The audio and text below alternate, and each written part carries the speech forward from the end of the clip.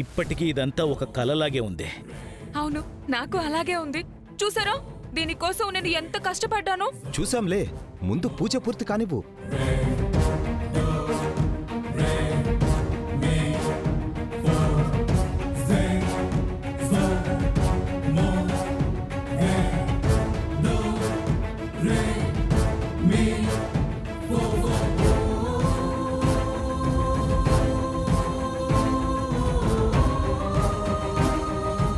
London Diana, Dubai Sheikh వస్తున్నారు.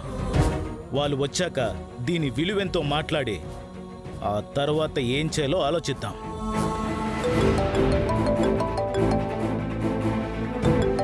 Important call. Hello.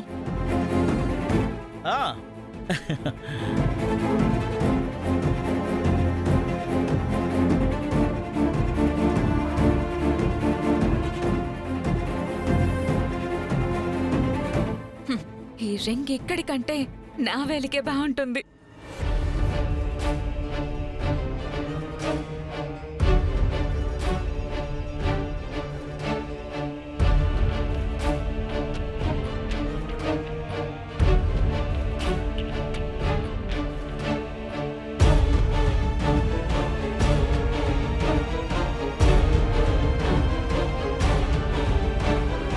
అమ్మయ్యా, ఈ పూటకి రింగు లాభం. దీన్ని ఇంట్లో జాగ్రత్తగా దాచుకోవాలి. Okay, bye. డన్. సరే మరి, వాళ్ళు వచ్చాక నాకు ఇన్ఫార్మ్ చేయండి. నేను వెళ్ళొస్తాను. రామా, కష్టం నీది, ఫలితం మాదే. దేనికైనా రాసి పెట్టుండాలి. శిక్షకి సిద్ధంగా ఉండు. బహుశా నీ తలరాత ఇలాగే ఉందేమో.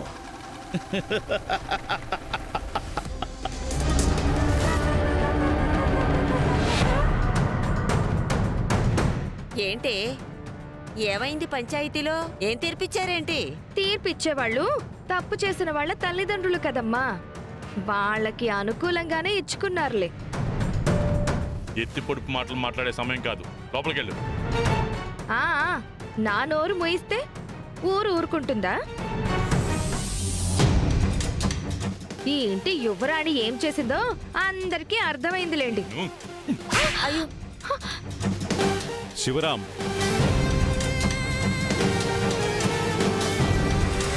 క్షమించన్నయ్య. 25 ఏళ్లుగా మూతపడిపోయిన గుడిని తెరిపించడం కోసం రామలక్ష్మి తన ప్రాణాలనే పణంగా పెట్టింది. ఈ ఊరికి గుడిని వరప్రసాదంగా ఇవ్వాలనుకుంది. ఇన్నేళ్లు ఈ ఇంట్లో ఉండి రామలక్ష్మి గురించి తెలుసుకుందిదేనా? అవునవును, నేను మీతో 10 ఏళ్లు కాపురం చేశాను. మీరు నా గురించి తెలుసుకునేదేంటి? ఏం తెలుసుకోవాలి? నీ గురించి ఏం తెలుసుకోవాలి? ఆస్తి కోసం అయిన వాళ్ళ దగ్గర కాని వాళ్ళ దగ్గర ఇంటి పరువు తీస్తావని తెలుసుకోవాలా? డబ్బు కోసం కక్కుర్తుపడి సొంత బావ గౌరవాన్ని ఆ పాపాత్మురాలి ముందు పెడతావని తెలుసుకోవాలా? ఏం తెలుసుకోవాలి? మరి అదే నేను చెప్పేది. నేనేదో 10కో 12కో కక్కుర్తి పడి 10 ఎకరాల పొలం విషయంలో పొరపాటు చేశానే అనుకోండి, నన్నొక దేశద్రోహిలా గుర్తించి నా తల ఖండించడమే తరువాయి అన్నట్టు ఇదిగో నన్ను ఇంటికి దాసిలా చూడాలనుకున్నారు. ఆయన నేను ఒప్పుకుంటున్నాను, తప్పు చేశాను కదా, భరిస్తున్నాను. కానీ రామలక్ష్మి ఏ తప్పు చేయలేదని రుజువులేం లేవు కదా. రుజువు చేసుకోమని నెల రోజుల పాటు ఆ అవకాశం ఎలా ఇస్తారు? అంటే కూతురుకో న్యాయం, ఈ ఇంటి కోడలుకో న్యాయమా? అదేనా మీ పెద్దరికం? అదేనా మీరు తీర్పిచ్చే విధానం? పార్వతి, నువ్విప్పుడు తప్పు చేశావని రుజువైంది కాబట్టి నీ విషయంలో అత్తయ్య నిర్ణయం తీసుకున్నారు. కాని అక్కడ రామ ఏ తప్పు చెయ్యలేదని, ఎప్పటికీ చెయ్యదని మేము నమ్ముతున్నాం కాబట్టి వారు ఆ నిర్ణయం తీసుకున్నారు. ఈ రెండింటినీ పోల్చి చూడకో. అవునవునులే, అది మీ కడుపును పుట్టింది కదా, మీరు ఎంతైనా వెనకేసుకొస్తారు. నేను బయట నుంచి వచ్చాను కదా, నన్ను బయట దానిలాగే చూస్తారు. ఏం మాట్లాడుతున్నావు పిన్ని? ఇందాకటి నుంచి చూస్తున్నాను. అసలు రామలక్ష్మి గురించి నిజంగా నువ్వే పరాయిదాల్లాగా మాట్లాడుతున్నావు. రామ గుడి తలుపులు తెరిపించిన రోజు అందరూ చేతులెత్తి మొక్కారు. ఈ రోజు ఆ నిధేదో మిస్ అయిందని తప్పుగా అర్థం చేసుకుంటున్నారు. తను తప్పు చేయలేదని తెలిసి కూడా మనం శిక్షిస్తే అది పాపం అవుతుంది. పెదనాన్న నిర్ణయాన్ని తప్పు పట్టే స్థాయిలో మనం ఎవరం లేము. ఓహో, పిల్లికి ఎలక సాక్ష్యమా? ఎంతైనా చెల్లి కదమ్మా, ఆ అనుబంధాలు ఎక్కడికి పోతాయి? అనుబంధాలకి అర్థం నీకు తెలీదని మమ్మల్ని కూడా నీలా ఉండమంటే ఎలా చిన్నత్తయ్య? రామలక్ష్మి మావయ్య నేర్పిన విలువలు పాటిస్తుంది. ఖచ్చితంగా అసలు దొంగలు దొరికి తీరుతారు. అది అర్థం చేసుకునే వాళ్ళకి చెప్తే అర్థం ఉంటుందిరా. వేలెత్తి చూపించాలని ఒంటి కాల మీద నిలబడి వాదించే వాళ్ళకి ఎంత చెప్పినా అర్థం కాదు. చూడమ్మా పార్వతి, నువ్వు ఇంట్లో పనులు చేస్తున్నావని మేమందరూ సంబరాలు చేసుకోవట్లేదమ్మా. నీలో మార్పు రావాలని మేము మనస్ఫూర్తిగా కోరుకుంటున్నాం. ఆ రోజు తొందరలోనే రావాలని కోరుకుంటున్నాను.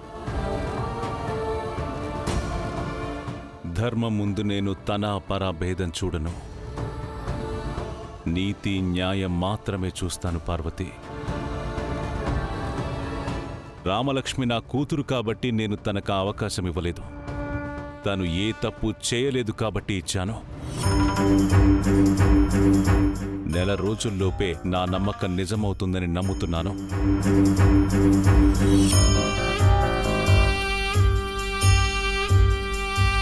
బుద్ధుందా నీకు? ఎప్పుడేం మాట్లాడాలో కూడా తెలీదా? వాళ్ళ మీద వీళ్ళ మీద పడి ఏడవడం కాదు, ముందు నిన్ను నువ్వు చూసుకో. పదే పదే నోటుకు వచ్చినట్టు మాట్లాడితే ఆ నోటుకి కుట్లేసి మళ్ళీ మాట్లాడే అవకాశం లేకుండా చేస్తాను. ఓ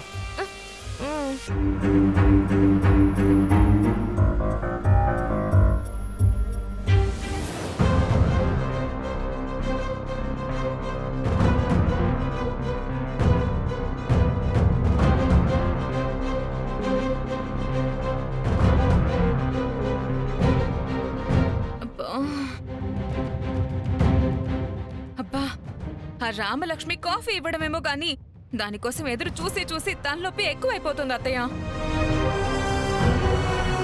కాఫీ కావాలని చెప్పి ఎంతసేపు అయింది?